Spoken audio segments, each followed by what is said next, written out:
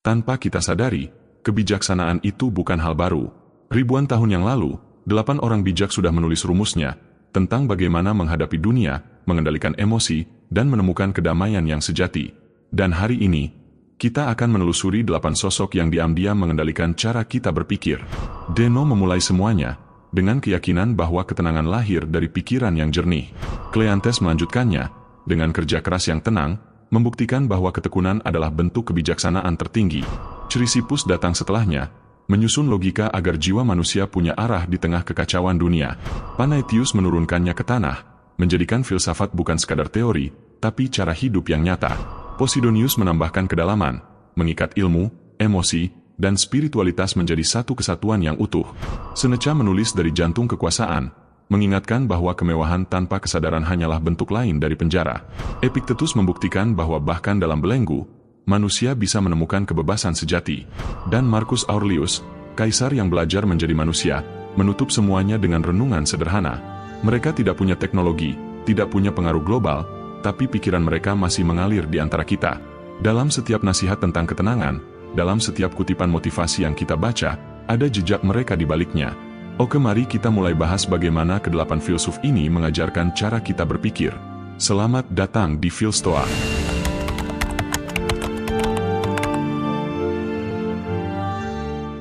Bagian 1. Zeno dari Citium, awal dari segalanya. Bayangkan seseorang yang kehilangan segalanya dalam sekejap. Kapalnya karam, seluruh dagangannya hilang, dan ia terdampar di negeri asing tanpa tujuan. Kebanyakan orang akan menyerah. Tapi dari kehancuran itu, justru lahirlah sesuatu yang akan mengubah cara manusia berpikir selama ribuan tahun. Orang itu bernama Zeno dari Citium, dan dari reruntuhan hidupnya, lahirlah filsafat yang kita kenal sebagai Stokisme. Zeno lahir sekitar tahun 334 SN di Citium, sebuah kota di Siprus. Ia bukan bangsawan, bukan pula seorang cendekia sejak awal. Ia seorang pedagang, tapi nasib menuntunnya ke Athena setelah kapalnya tenggelam.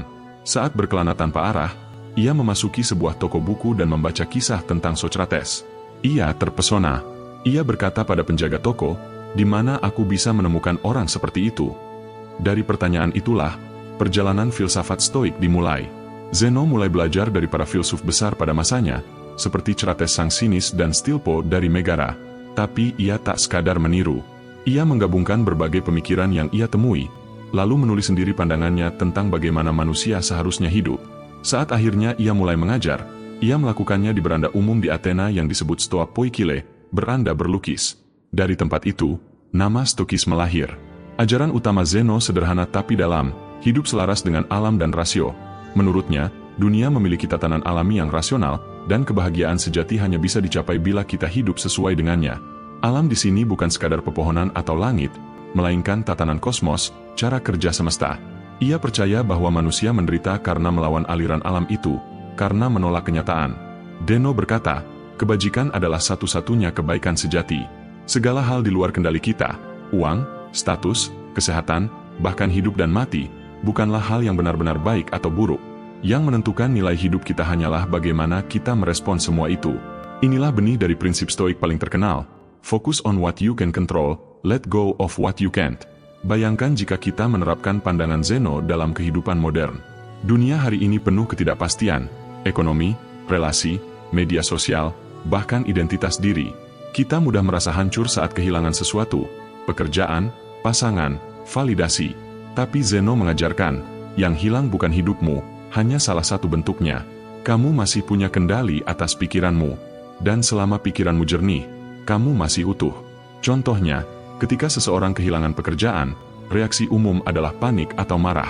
Tapi dengan pola pikir Stoik ala Zeno, kita akan bertanya, apakah ini sesuatu yang bisa aku kendalikan? Jika tidak, lepaskan. Lalu fokus pada apa yang bisa dilakukan.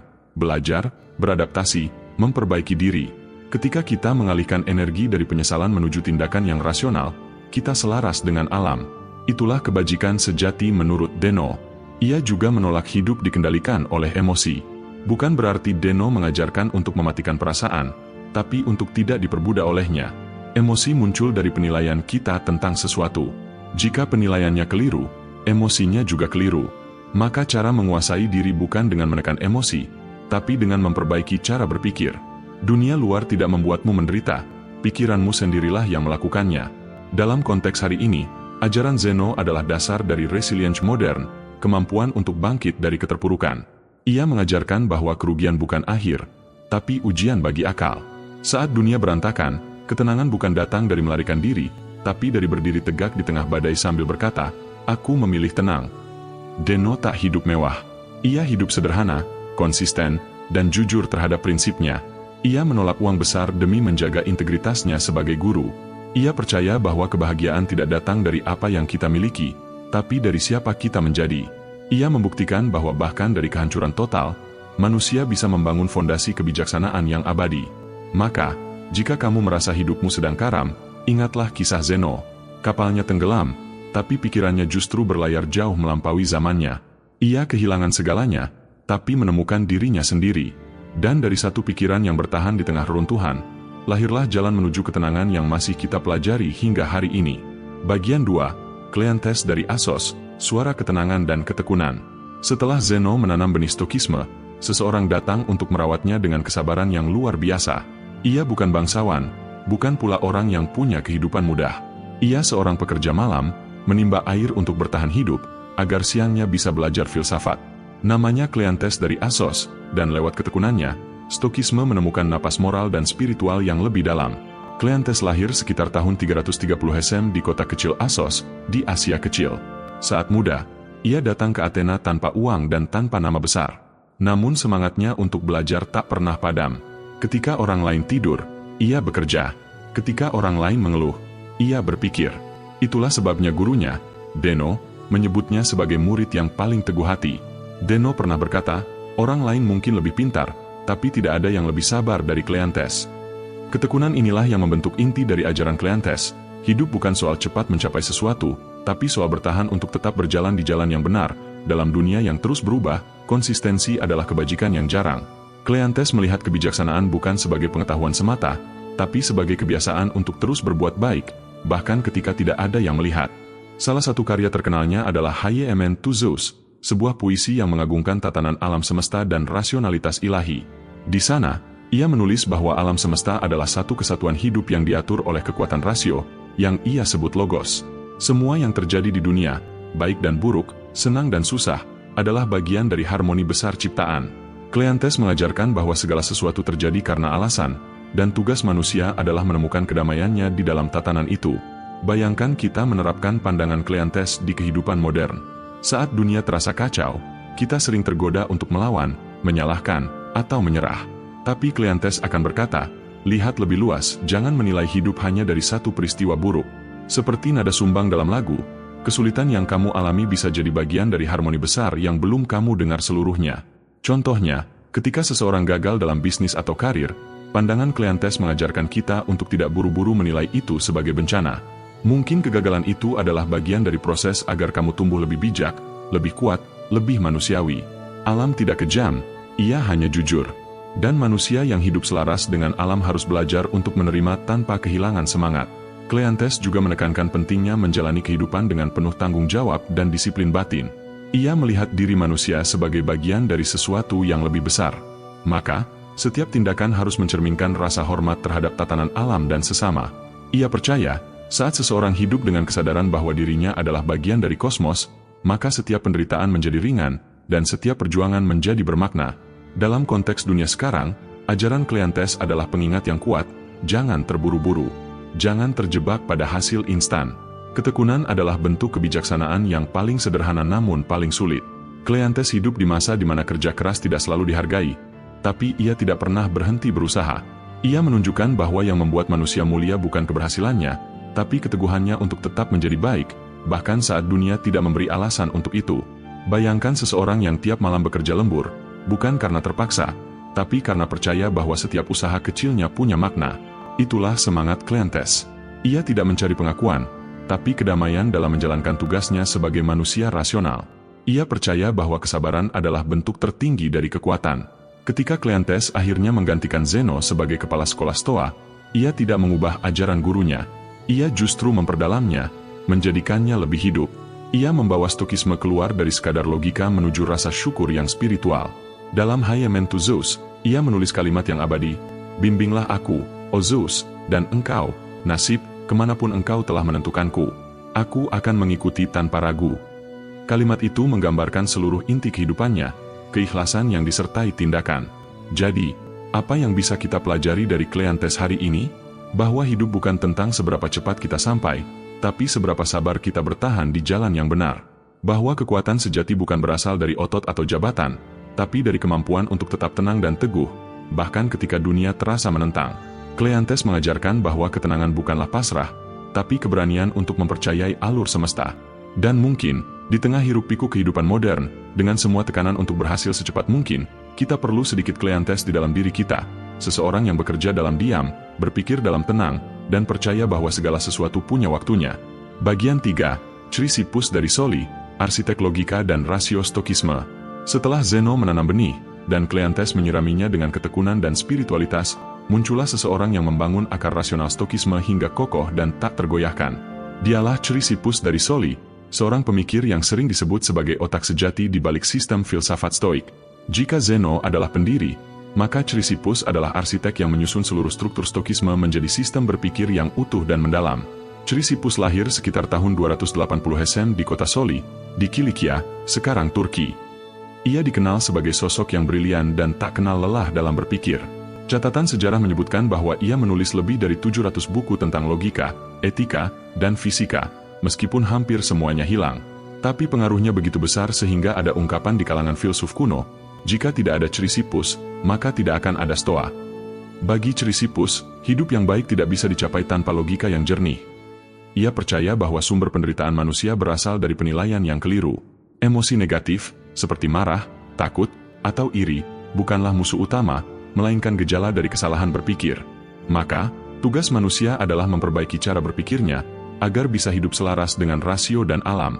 Ia mengembangkan teori bahwa pikiran manusia adalah bagian dari rasio universal, yang disebut logos. Artinya, ketika kita berpikir rasional, kita sedang berpartisipasi dalam harmoni alam semesta. Sebaliknya, ketika kita dikuasai oleh emosi atau kebodohan, kita memutus hubungan dengan logos itu. Hidup rasional bagi Chrysippus bukan sekadar kemampuan berpikir logis, tapi juga bentuk keselarasan spiritual dengan semesta. Dalam kehidupan modern, ajaran Chrysippus terasa sangat relevan. Dunia sekarang dipenuhi oleh kebisingan informasi, opini, dan dorongan emosional yang datang dari segala arah. Media sosial, berita, bahkan percakapan sehari-hari. Kita sering bereaksi lebih cepat daripada berpikir. Chrysippus akan berkata, berhentilah sejenak, periksa pikiranmu sebelum mempercayainya. Karena tidak semua yang kita pikirkan benar, dan tidak semua yang kita rasakan layak dipercaya. Bayangkan seseorang sedang tersinggung oleh komentar orang lain di internet. Reaksi spontan mungkin adalah kemarahan atau balasan yang tajam, tapi Chrysippus mengajarkan untuk menunda reaksi itu.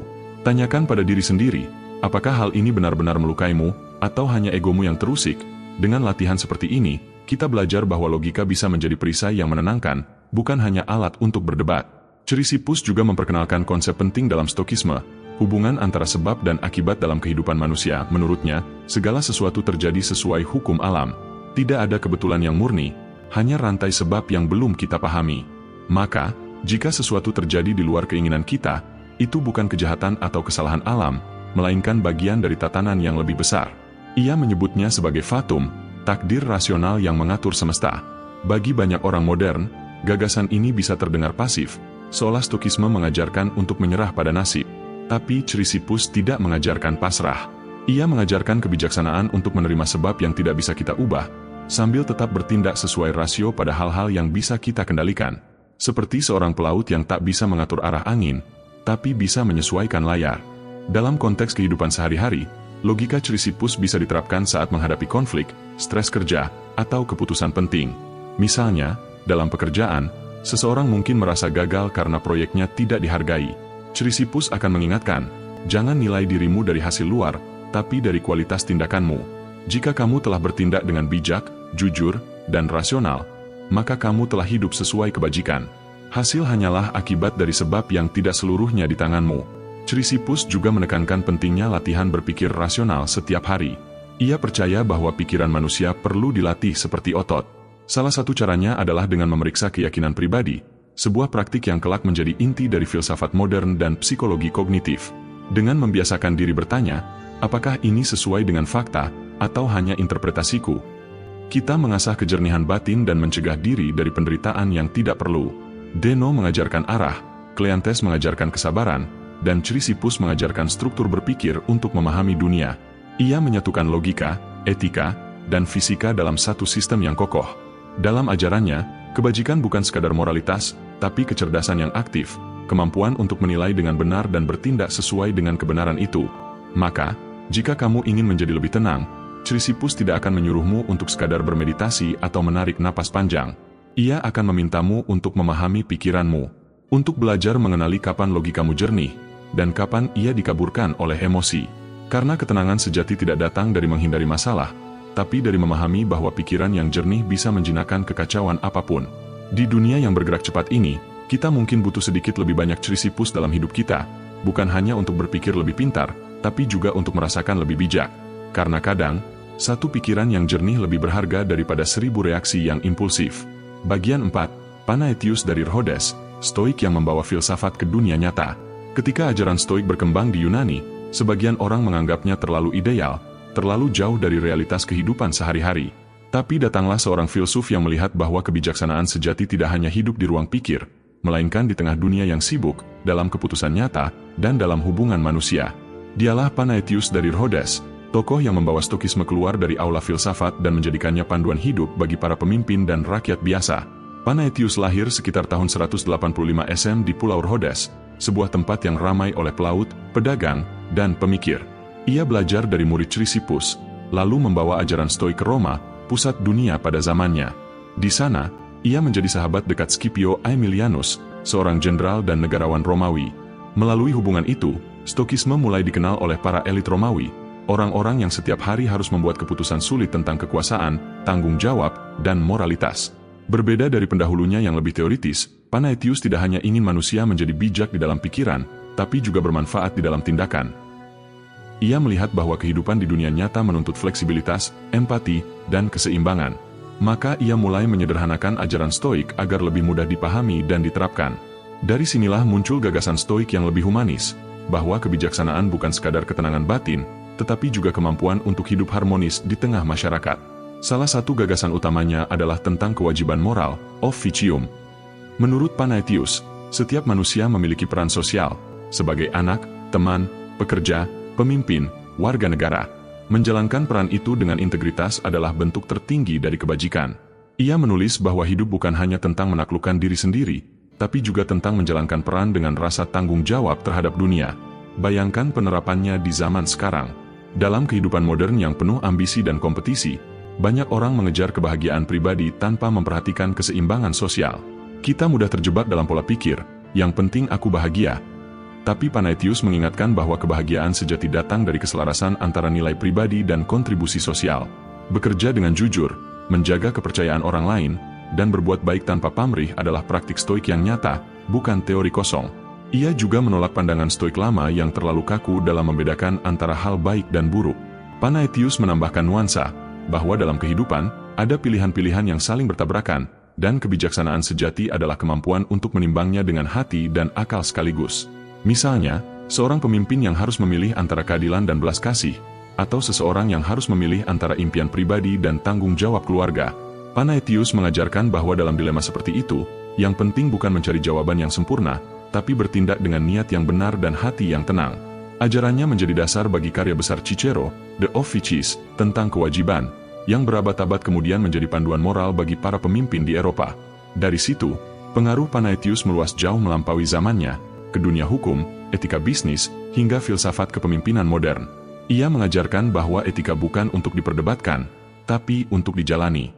Jika kita terapkan prinsip Panaetius hari ini, mungkin hidup kita akan lebih seimbang. Saat bekerja, kita tidak hanya bertanya, apa yang menguntungkanku, tapi juga, apakah ini selaras dengan nilai-nilaiku? Saat mengambil keputusan, kita tidak hanya berpikir cepat, tapi berpikir dalam, mempertimbangkan dampaknya terhadap orang lain dan dunia sekitar. Dalam dunia yang sering mengagungkan efisiensi di atas integritas, pendekatan Panaetius adalah napas segar, bahwa menjadi manusia yang baik bukan kelemahan, tapi kekuatan. Panaetius juga membawa semangat optimisme ke dalam Stokisme. Ia menolak pandangan gelap bahwa dunia adalah tempat penderitaan yang harus diterima dengan pasrah. Sebaliknya, ia melihat kehidupan sebagai kesempatan untuk berbuat baik, untuk mengekspresikan kebajikan melalui tindakan nyata. Ia percaya bahwa setiap orang bisa menjadi bagian dari harmoni besar semesta melalui pilihan-pilihan kecil yang benar. Dalam dunia modern, di mana banyak orang merasa terasing dan kehilangan arah, ajaran Panaetius terasa seperti jembatan antara kebijaksanaan batin dan kehidupan sosial. Ia mengingatkan kita bahwa menjadi bijak bukan berarti menjauh dari dunia, melainkan hadir sepenuhnya di dalamnya, dengan kesadaran, empati, dan ketulusan. Karena pada akhirnya, kebijaksanaan bukan tentang menghindari kesalahan, tapi tentang bertumbuh dari setiap keputusan yang kita buat dengan hati yang bersih. Panaetius dari Rhodes mungkin tidak sepopuler Marcus Aurelius atau Seneca, tapi dialah yang membuka jalan agar Stokisme bisa bertahan hingga hari ini. Ia menjadikan filsafat bukan hanya milik para pemikir, tapi milik siapapun yang ingin hidup baik, berpikir jernih, dan berbuat benar di tengah dunia yang penuh godaan. Dan itulah alasan mengapa ajarannya masih bergema sampai sekarang, karena ia mengajarkan kita untuk berpikir seperti filsuf, tapi hidup seperti manusia. Bagian 5. Posidonius dari Apamea, Stoik yang menyatukan sains dan jiwa. Jika Zeno membangun fondasi Stokisme, dan Panaetius membawa filsafat itu ke dunia nyata, maka Posidonius dari Apamea adalah sosok yang memperluas cakrawalanya. Ia menjembatani dunia rasional dan dunia spiritual, menjadikan Stokisme bukan hanya panduan moral, tetapi juga cara untuk memahami alam semesta dan tempat manusia di dalamnya.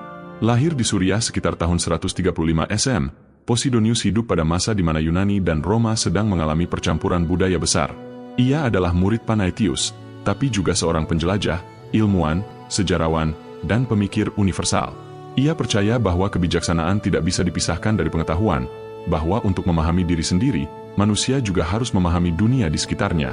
Karena itulah, Posidonius tidak hanya menulis tentang logika dan etika, tapi juga tentang bintang-bintang, lautan, dan bahkan kekuatan emosi manusia. Salah satu gagasan terbesarnya adalah tentang keterhubungan segalanya. Bagi Posidonius, alam semesta adalah satu kesatuan hidup yang penuh energi. Setiap makhluk, setiap peristiwa, setiap pikiran saling terhubung. Ketika kita marah, bahagia, atau sedih, reaksi itu bukan hanya milik kita pribadi, tapi bagian dari denyut besar kosmos. Ia menyebut hal ini sebagai sympatheia, simpati universal.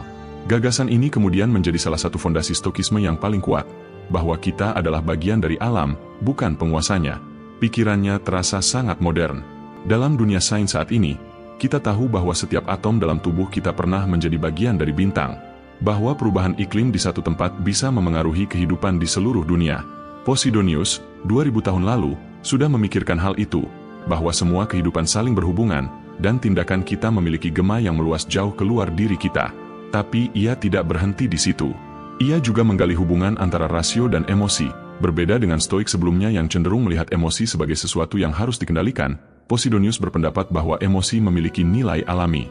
Ia menulis bahwa emosi bukan musuh kebijaksanaan, melainkan kekuatan yang, bila dipahami dan diarahkan, dapat menjadi sumber motivasi dan keberanian. Dengan kata lain, Stokisme tidak seharusnya mematikan perasaan, tapi mengajarkan kita cara mengendalikannya agar tetap seimbang dan bermakna. Bayangkan penerapannya hari ini. Saat kita stres karena pekerjaan, kecewa karena kehilangan, atau cemas menghadapi masa depan, Posidonius akan berkata, jangan menolak emosi itu. Amati, pahami, lalu arahkan energinya untuk bertumbuh. Dalam dunia modern yang penuh tekanan, ini adalah bentuk kebijaksanaan yang luar biasa relevan. Ia mengajarkan kita untuk tidak melawan perasaan, tapi berdamai dengannya. Selain sebagai filsuf, Posidonius juga seorang ilmuwan sejati. Ia menghitung jarak antara bumi dan bulan, meneliti pasang surut laut, dan menulis tentang asal-usul badai. Namun, semua penelitian itu bukan hanya rasa ingin tahu ilmiah, melainkan bagian dari pencarian spiritual, upaya untuk memahami bagaimana keteraturan alam mencerminkan keteraturan moral. Bagi Posidonius, memahami hukum alam adalah cara untuk mengenal kebijaksanaan Tuhan yang tersembunyi di dalamnya. Ajaran ini punya implikasi besar di masa kini. Di tengah kemajuan teknologi dan informasi yang pesat, kita sering terjebak dalam pola pikir bahwa pengetahuan cukup untuk membuat kita bahagia. Tapi Posidonius mengingatkan, pengetahuan tanpa kebijaksanaan hanyalah kesombongan intelektual. Ia mendorong kita untuk belajar tidak hanya dengan kepala, tapi juga dengan hati. Untuk melihat bahwa di balik setiap penemuan ilmiah, ada pelajaran spiritual tentang keteraturan, kesabaran, dan keseimbangan. Posidonius juga sangat menekankan pentingnya perspektif kosmik. Ia mengajak kita untuk melihat hidup dari pandangan alam semesta, dari ketinggian bintang, bukan dari kesempitan ego. Dengan pandangan seperti itu, masalah yang tampak besar seringkali menjadi kecil. Ia menulis bahwa orang bijak adalah mereka yang mampu memandang kehidupan dari kejauhan, dan dengan begitu menemukan ketenangan sejati. Perspektif ini kemudian memengaruhi pemikiran Seneca dan Marcus Aurelius, yang sering menulis tentang melihat dunia dari atas, seperti burung yang menatap bumi dengan tenang. Bayangkan jika pandangan ini diterapkan hari ini. Dalam dunia media sosial yang membuat kita sibuk membandingkan diri, marah, atau gelisah, kita bisa berhenti sejenak dan melihat hidup dari perspektif Posidonius, bahwa kita hanyalah bagian kecil dari keseluruhan, tapi setiap tindakan kita punya makna bagi keseluruhan itu. Maka, tidak perlu bereaksi berlebihan pada hal-hal kecil, cukup lakukan yang benar, dan biarkan semesta menata sisanya. Warisan terbesar Posidonius bukan hanya pada filsafat, tapi pada cara berpikir lintas disiplin. Ia mengajarkan bahwa kebijaksanaan sejati tumbuh dari keseimbangan antara ilmu dan makna, logika dan keindahan, pikiran dan jiwa. Ia menolak batas antara sains dan spiritualitas, karena baginya keduanya adalah dua bahasa untuk menjelaskan hal yang sama, harmoni alam semesta. Jadi, apa yang bisa kita pelajari darinya hari ini? Bahwa menjadi manusia modern bukan berarti kehilangan sisi spiritual, bahwa berpikir rasional tidak harus menghapus keajaiban, dan bahwa di balik setiap data dan teori, ada kebenaran yang lebih dalam. Kita semua terhubung, saling memengaruhi, dan menjadi bagian dari satu kehidupan besar yang sama. Posidonius dari Apamea mungkin hidup 2000 tahun lalu, tapi pikirannya terasa seperti berasal dari masa depan. Ia menunjukkan bahwa sains dan filsafat tidak harus bertentangan, keduanya bisa bersatu untuk membawa manusia lebih dekat pada kebijaksanaan. Dalam kata-kata yang mungkin ia setujui, kita bukan hanya penonton alam semesta, kita adalah bagian dari pikirannya. Bagian 6. Seneca, Stoik yang hidup di tengah kekuasaan dan kekacauan. Dalam sejarah panjang Stokisme, sedikit yang hidup seintens Lucius Annaeus Seneca, atau lebih dikenal sebagai Seneca. Ia bukan hanya filsuf, tapi juga politisi, penasihat kaisar, dan saksi hidup dari kekuasaan yang bisa memabukkan sekaligus menghancurkan. Seneca bukan orang yang hidup dalam ketenangan biara, ia berada di pusat badai, di jantung kekaisaran Romawi, di bawah bayang-bayang Kaisar Nero yang terkenal kejam. Namun, justru dari kekacauan itulah ia melahirkan ajaran-ajaran Stoik yang paling manusiawi dan paling relevan hingga hari ini. Seneca lahir di Corduba, sekarang Cordoba, Spanyol, sekitar tahun 4 SM, dan tumbuh besar di Roma. Ia belajar filsafat sejak muda, tapi nasib membawanya ke dunia politik. Ia menjadi senator, orator, dan akhirnya penasihat pribadi Kaisar Nero. Namun jabatan itu bukan anugerah, melainkan ujian yang terus mengikis batin. Di tengah intrik istana, Seneca belajar bahwa kekuasaan bisa menjadi candu yang membunuh akal sehat, dan satu-satunya jalan untuk tetap waras adalah dengan menjaga jarak batin dari ambisi dunia. Dalam tulisannya, terutama di karya seperti Letters from a Stoic dan On the Shortness of Life, Seneca berbicara langsung pada hati manusia. Ia tahu betapa mudahnya manusia terperangkap oleh hal-hal yang tampak penting tapi sebenarnya kosong. Ia menulis, bukan hidup yang singkat, tapi kita yang menyia-nyiakan sebagian besar darinya. Kalimat ini terasa seperti teguran lembut tapi dalam, bahwa waktu adalah harta paling berharga, dan siapapun yang membuangnya untuk hal-hal remeh sedang kehilangan hidupnya sedikit demi sedikit. Seneca mengajarkan kedisiplinan batin di tengah godaan dunia. Ia tahu bahwa kita tidak bisa selalu mengendalikan keadaan, tapi kita selalu bisa mengendalikan respon kita terhadapnya. Ia menulis banyak tentang ketenangan, tranquilitas animi, bukan ketenangan yang pasif, tapi ketenangan yang aktif, kemampuan untuk tetap tenang meski dunia terbakar. Bagi Seneca, kebijaksanaan bukan berarti menarik diri dari dunia, tapi tetap hadir di dalamnya tanpa larut olehnya. Bayangkan penerapannya hari ini. Kita hidup di zaman di mana kekuasaan dan pengaruh hadir dalam bentuk baru, popularitas, followers, citra sosial. Setiap hari kita tergoda untuk mencari validasi dari luar, mengejar angka dan pengakuan. Seneca akan menasihati kita seperti ia menasihati Nero, meski gagal bahwa penguasaan diri lebih penting daripada penguasaan orang lain. Karena siapapun yang dikuasai oleh egonya, sebenarnya sedang menjadi budak dari dalam dirinya sendiri. Ia juga menulis banyak tentang kematian, bukan sebagai sesuatu yang menakutkan, tapi sebagai pengingat untuk hidup lebih sadar. Dalam suratnya kepada Lucilius, ia menulis, setiap hari adalah kehidupan yang lengkap. Bagi Seneca, setiap pagi adalah kesempatan untuk menjadi manusia yang lebih baik, bukan untuk menunda kebahagiaan ke masa depan. Ajarannya menantang budaya penundaan yang masih hidup sampai sekarang, di mana banyak orang berkata, nanti kalau sudah kaya, baru aku tenang. Seneca membalikkan logika itu, tenanglah dulu, baru kamu bisa hidup dengan benar. Namun, kehidupan Seneca sendiri penuh paradoks. Ia menulis tentang kesederhanaan, tapi hidup dalam kemewahan. Ia mengajarkan tentang pengendalian diri, tapi bekerja untuk penguasa yang kejam. Ia tahu dirinya tidak sempurna, dan itulah yang membuat tulisannya begitu manusiawi. Ia tidak berbicara dari menara gading moral, tapi dari hati seorang manusia yang sedang berjuang. Ia menulis, Aku bukan orang bijak, tapi aku mencintai kebijaksanaan. Kalimat itu menjadi pengingat bahwa Stokisme bukan tentang menjadi sempurna, tapi tentang terus berusaha menuju kebaikan, sedikit demi sedikit, setiap hari. Ajaran Seneca juga menyentuh dimensi sosial yang mendalam. Ia percaya bahwa semua manusia memiliki nilai yang sama, terlepas dari status, kekayaan, atau kekuasaan. Dalam zamannya, gagasan ini sangat radikal. Ia menulis bahwa memperlakukan budak dengan kejam berarti kehilangan kemanusiaan sendiri. Ia melihat kebajikan bukan sebagai milik kelas atas, tapi sebagai potensi alami setiap manusia. Dari sinilah muncul benih pemikiran humanisme yang kelak berkembang berabad-abad kemudian. Dalam konteks modern, ajaran Seneca bisa menjadi pelindung bagi jiwa yang lelah oleh dunia yang terlalu cepat. Saat berita buruk, tekanan kerja, dan kecemasan masa depan menumpuk, kita bisa berhenti sejenak dan bertanya seperti Seneca, apakah aku benar-benar hidup hari ini, atau hanya melewati waktu? Pertanyaan itu sederhana, tapi jika dijawab jujur, bisa mengguncang fondasi cara kita menjalani hidup. Kehidupan Seneca berakhir tragis. Ia dipaksa bunuh diri oleh Nero, murid yang pernah ia bimbing. Tapi bahkan di saat-saat terakhirnya, ia menunjukkan ketenangan yang luar biasa. Ia membuka pergelangan tangannya sendiri sambil berbicara dengan tenang kepada teman-temannya tentang makna kehidupan dan kematian. Tidak ada kemarahan, tidak ada ketakutan, hanya penerimaan yang mendalam. Dalam kematiannya, Seneca membuktikan bahwa Stokisme bukan teori, tapi jalan hidup yang nyata. Warisan Seneca adalah warisan keberanian dan kesadaran. Ia mengajarkan kita untuk hidup sederhana di dunia yang berlebihan, untuk tetap tenang di tengah hiruk pikuk, dan untuk tetap berpegang pada nilai ketika segalanya terguncang. Ia adalah bukti bahwa kebijaksanaan sejati tidak tumbuh dari ketenangan, tapi dari bagaimana kita menjaga ketenangan di tengah badai. Jika Zeno memberi kita fondasi, Panaetius memberi kita arah, dan Posidonius memberi kita makna, maka Seneca memberi kita kekuatan untuk tetap manusia, rapuh tapi berani, penuh kekurangan tapi tidak menyerah. Dalam dunia yang terus berubah dan seringkali kejam, ajaran Seneca adalah cahaya kecil yang terus menyala, mengingatkan kita bahwa ketenangan sejati tidak datang dari luar, tapi dari dalam diri yang damai. Bagian 7. Epictetus, si budak yang menemukan kebebasan sejati.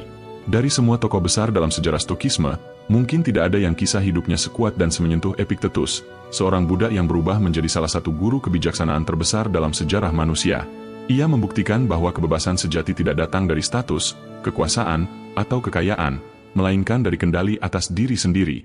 Bahwa bahkan dalam rantai perbudakan, jiwa manusia bisa tetap tak tersentuh. Epictetus lahir sekitar tahun 50 di Hierapolis, sebuah kota di Asia Kecil, sekarang Turki. Ia lahir sebagai budak di rumah seorang pejabat tinggi Romawi bernama Epaphroditus, mantan budak Kaisar Nero. Hidupnya keras dan terbatas. Namun, di tengah penderitaan itu, Epictetus memiliki sesuatu yang tak bisa dirampas siapapun, pikirannya. Ia belajar filsafat diam-diam dari Musonius Rufus, seorang stoik terkemuka. Dari gurunya itulah ia menyadari bahwa kebebasan sejati bukan soal kondisi luar, tapi sikap batin. Ketika akhirnya ia dibebaskan, Epictetus memilih hidup sederhana dan mengajar filsafat di Roma. Tapi ketika Kaisar Domitian mengusir semua filsuf dari kota itu, ia pindah ke Nikopolis, Yunani, dan mendirikan sekolah yang kelak melahirkan banyak murid, salah satunya yang kemudian menulis ajarannya dalam buku legendaris, Enchiridion atau The Handbook. Ajaran Epictetus sederhana tapi sangat dalam. Ia membedakan dua hal utama dalam hidup, apa yang bisa kita kendalikan, dan apa yang tidak bisa kita kendalikan. Ini adalah fondasi Stokisme yang paling praktis dan paling terkenal hingga hari ini. Ia berkata, bukan peristiwa yang membuat kita terganggu, tapi cara kita menilai peristiwa itu. Kalimat ini, meski ditulis 2000 tahun lalu, masih menjadi obat bagi banyak orang yang hidup di era modern, era di mana segalanya begitu cepat berubah dan sering di luar kendali kita. Bayangkan betapa radikalnya pandangan itu. Epictetus, yang tidak memiliki kebebasan fisik, menolak menjadi korban keadaan. Ia berkata bahwa kita selalu punya kendali atas pikiran, persepsi, dan sikap kita. Dunia bisa merampas tubuh, harta, bahkan kebebasan kita, tapi tidak bisa menyentuh kehendak batin kita. Di sanalah, kata Epictetus, letak kebebasan sejati. Ajarannya terasa sangat relevan di zaman sekarang. Ketika banyak orang hidup dalam tekanan sosial, ekonomi, dan emosional, kita sering merasa tidak berdaya. Tapi Epictetus mengingatkan, tidak ada yang benar-benar bisa mengendalikan kita kecuali diri kita sendiri. Kita tidak bisa mengontrol apa yang orang lain katakan, tapi kita bisa mengontrol apakah kita akan tersinggung. Kita tidak bisa mengontrol hasil dari usaha kita, tapi kita bisa mengontrol usaha itu sendiri. Dan disitulah letak ketenangan yang sejati, bukan dari dunia yang ideal, tapi dari hati yang stabil. Epictetus juga menekankan konsep duty to self, tanggung jawab terhadap diri sendiri. Ia menulis bahwa tugas manusia bukan untuk mengubah dunia, tapi untuk mengubah cara kita menghadapi dunia. Ia berkata, kamu adalah aktor dalam sebuah drama yang ditulis oleh Tuhan. Peranmu mungkin panjang atau pendek, mulia atau rendah, tapi tugasmu adalah memainkannya dengan baik. Ini adalah cara berpikir yang sangat membebaskan, karena dalam hidup, kita sering menderita bukan karena apa yang terjadi, tapi karena keinginan kita agar hidup berbeda dari kenyataannya. Namun, Stokisme Epictetus bukan ajaran pasrah. Ia tidak mengajarkan untuk menyerah pada keadaan, melainkan menerima realitas agar bisa bertindak dengan bijak. Ia percaya bahwa penerimaan adalah langkah pertama menuju kekuatan. Ketika kita berhenti melawan hal-hal yang di luar kendali, kita bisa mengarahkan energi pada hal-hal yang bisa kita ubah, sikap, keputusan, dan tindakan. Contohnya mudah kita temui dalam kehidupan modern. Saat seseorang kehilangan pekerjaan, ia bisa menghabiskan waktu menyalahkan keadaan, atau ia bisa menggunakan waktu itu untuk belajar, memperbaiki diri, dan mencari peluang baru. Ketika hubungan gagal, kita bisa menyesali yang hilang, atau belajar tentang diri sendiri dan cinta yang lebih dewasa. Dalam setiap kehilangan, Epictetus mengajarkan, jangan bertanya, mengapa ini terjadi padaku? Tetapi, apa yang bisa aku pelajari dari ini? Epictetus juga menolak kemarahan, karena baginya kemarahan adalah bentuk kelemahan, tanda bahwa kita menyerahkan kendali batin kepada hal luar. Ia menulis, jika seseorang membuatmu marah, sadarlah bahwa kamu sedang membiarkan dia menguasaimu. Ia mengajarkan jarak batin yang sehat, bukan dingin, tapi sadar. Dengan kesadaran itu, kita bisa menanggapi hidup tanpa terbakar olehnya. Salah satu hal yang paling indah dari ajaran Epictetus adalah sikapnya terhadap penderitaan. Ia tidak pernah menyangkal rasa sakit. Ia tahu rasa sakit nyata, tapi ia percaya bahwa penderitaan lahir dari penolakan terhadap kenyataan. Ia berkata, ketika kamu menginginkan sesuatu yang tidak terjadi, kamu menderita. Ketika kamu menerima apa yang terjadi, kamu damai. Kalimat ini bukan teori, itu lahir dari pengalaman hidup seseorang yang tahu bagaimana rasanya tidak punya apa-apa.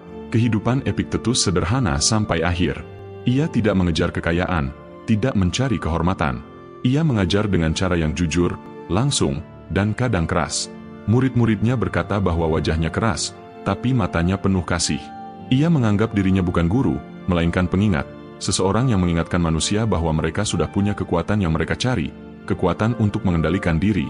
Hari ini, ajaran Epictetus hidup kembali di dunia modern melalui banyak bentuk, terapi kognitif, pelatihan mental, bahkan budaya produktivitas. Tapi di balik semua itu, esensinya tetap sama, kebebasan sejati hanya bisa dimiliki oleh mereka yang bisa menguasai pikiran sendiri. Epictetus membuktikan bahwa kebijaksanaan tidak butuh gelar atau kekuasaan. Ia lahir sebagai budak, tapi mati sebagai orang merdeka, karena pikirannya tidak pernah bisa diperbudak. Dalam dunia modern yang sering membuat kita merasa terjebak dalam tekanan dan ekspektasi, warisan Epictetus menjadi cahaya yang menuntun, bahwa hidup mungkin tidak selalu seperti yang kita mau, tapi kita selalu bisa memilih cara kita menjalaninya. Bagian 8. Marcus Aurelius, Kaisar yang belajar menjadi manusia. Jika Epictetus mengajarkan kebebasan batin bagi seorang budak, maka Marcus Aurelius membuktikan bahwa ajaran yang sama bisa menuntun seorang kaisar di puncak kekuasaan. Ia adalah simbol paradoks terbesar dalam sejarah manusia, seorang penguasa dunia yang setiap malam menulis untuk mengingatkan dirinya agar tetap rendah hati, sabar, dan jujur pada diri sendiri. Dalam catatan pribadinya yang kemudian dikenal sebagai Meditations, Marcus menunjukkan kepada dunia bahwa bahkan di singgasana tertinggi, manusia tetap rapuh, tetap butuh kedamaian, dan tetap berjuang melawan dirinya sendiri. Marcus Aurelius lahir pada tahun 121 M, di Roma, dari keluarga bangsawan yang terdidik. Sejak muda, ia menunjukkan kecintaan luar biasa terhadap filsafat. Ia belajar dari banyak guru Stoik, termasuk Junius Rusticus yang memperkenalkannya pada tulisan Epictetus. Dari sanalah Marcus menemukan panduan hidup yang akan menemaninya sampai akhir, bahwa hidup bukan tentang kemuliaan, tapi tentang penguasaan diri, bukan tentang kekuasaan, tapi tentang kebajikan. Ketika ia menjadi kaisar, Marcus tidak mewarisi masa damai. Kekaisaran Romawi kala itu didera wabah, perang di perbatasan, dan pengkhianatan dari orang-orang terdekat. Namun, di tengah semuanya, ia tidak kehilangan arah. Setiap malam, setelah urusan negara selesai, ia menulis refleksi pribadi, bukan untuk publikasi, tapi untuk dirinya sendiri. Ia menulis kalimat seperti, "Kamu punya kekuasaan atas pikiranmu, bukan atas peristiwa di luar dirimu. Sadarlah akan hal ini, dan kamu akan menemukan kekuatan." Tulisan itu, sederhana tapi dalam, menjadi penuntun bagi jutaan orang bahkan 2 milenium setelah kematiannya. Yang membuat Markus istimewa bukan hanya pikirannya, tapi disiplin batinnya. Ia menjalani stokisme bukan sebagai teori, tapi sebagai latihan harian. Ia menulis untuk menenangkan egonya, bukan untuk memuaskan pembacanya. Dalam dunia yang memuja pengakuan dan kekuasaan, Markus menolak untuk tenggelam dalam keduanya. Ia tahu bahwa kekuasaan bisa merusak, dan hanya kesadaran diri yang bisa menyelamatkan manusia dari dirinya sendiri. Salah satu ajarannya yang paling penting adalah tentang impermanensi, kefanaan segalanya. Ia sering mengingatkan dirinya bahwa waktu akan menghapus semua hal, kekuasaan, harta, bahkan nama besar.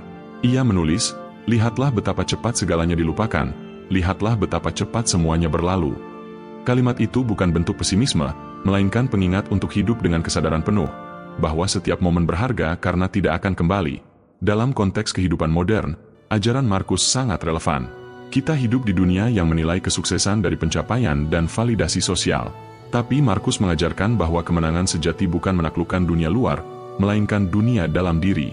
Ia menulis, "Manusia mencari tempat pelarian, di pedesaan, di laut, di pegunungan. Tapi kamu bisa menemukan ketenangan di dalam dirimu sendiri."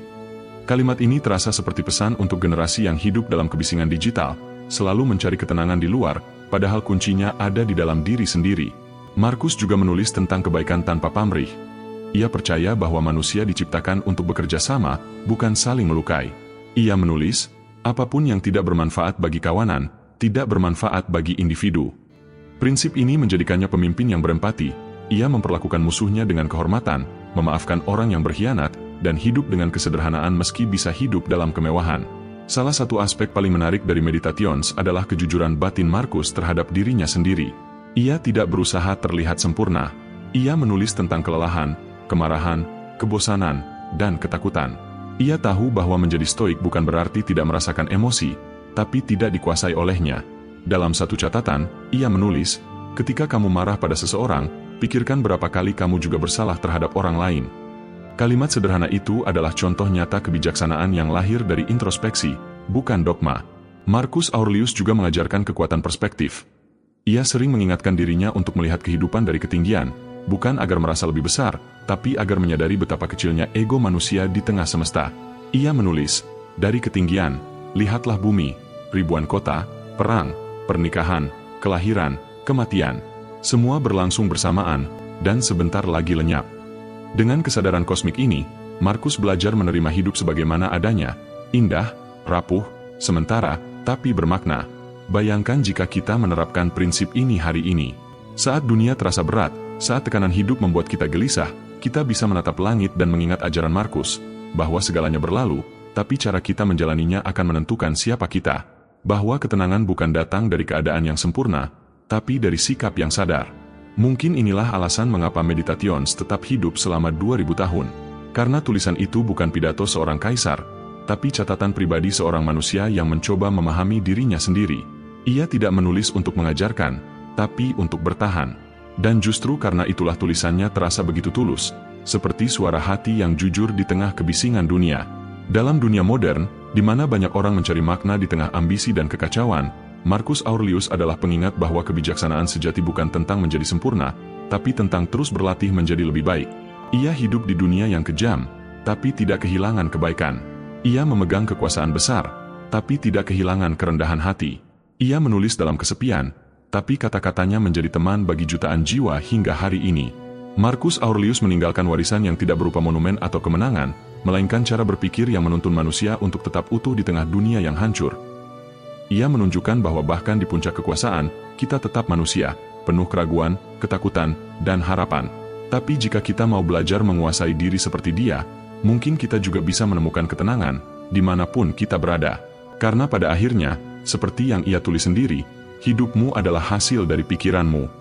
Dan dengan pikiran yang jernih, hati yang sabar, dan jiwa yang sadar, bahkan kaisar pun bisa belajar menjadi manusia. Dari Zeno hingga Marcus Aurelius, 8 tokoh ini bukan sekadar nama dalam buku sejarah. Mereka adalah penjaga keheningan, yang mengajarkan kita bagaimana tetap tenang ketika dunia berteriak. Mereka hidup di zaman yang keras, penuh perang, wabah, dan pengkhianatan, tapi justru dari sanalah lahir kebijaksanaan yang abadi. Zeno mengajarkan bahwa segalanya bermula dari pikiran yang terkendali. Cleanthes menunjukkan bahwa ketekunan lebih kuat dari bakat. Chrysippus membangun logika agar hati dan pikiran tidak saling bertentangan. Panaetius membawa filsafat turun ke bumi, agar bisa dijalani manusia biasa. Posidonius menyalakan jembatan antara ilmu dan jiwa. Seneca menulis bahwa bahkan di tengah kekuasaan, hati yang sadar tetap bisa bebas. Epictetus membuktikan bahwa kebebasan sejati tidak butuh status sosial. Dan Marcus Aurelius menutup semuanya dengan satu kalimat abadi, hidupmu adalah hasil dari pikiranmu. 8 sosok ini, 8 arah cahaya, membentuk satu panduan hidup yang tak lekang waktu, bahwa kita tidak bisa mengontrol dunia, tapi kita bisa mengontrol cara kita menanggapinya, bahwa kedamaian bukan milik mereka yang beruntung, tapi milik mereka yang berlatih setiap hari untuk menerimanya, bahwa di tengah dunia yang semakin bising, filsafat bukan pelarian, melainkan jangkar yang menahan jiwa agar tidak hanyut. Dan mungkin, di masa modern ini, ketika kita sibuk mengejar validasi, ketenaran, dan kesempurnaan, ajaran para Stoik adalah pengingat paling lembut. Jadilah manusia yang sadar, karena dari kesadaranlah lahir ketenangan, dan dari ketenanganlah lahir kebijaksanaan. Terima kasih sudah menyimak sampai akhir video ini. Jangan lupa subscribe Philstoa dan nyalakan tombol notifikasinya agar selalu update konten terbaru terkait cara berpikir Stoik. Terima kasih.